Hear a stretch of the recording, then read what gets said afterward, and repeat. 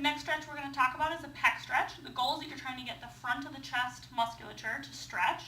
I usually recommend placing the hand high on a wall for starters, but there are a couple really nitpicky details that you need to pay attention to. What you're going to do is place your hand on the wall, and then you're just going to rotate your body away from your hand until you feel a nice stretch down through the chest.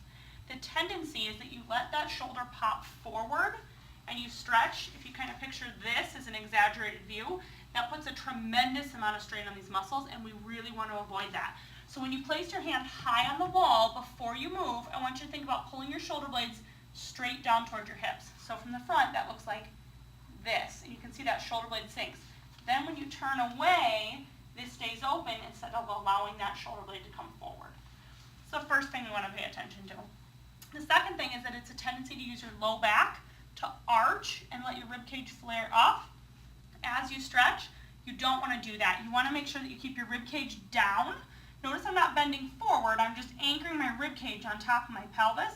And then from there, I rotate and I keep that anchored so my rib cage never pops up. It stays down. I'm going to hold that for 30 seconds and take a break.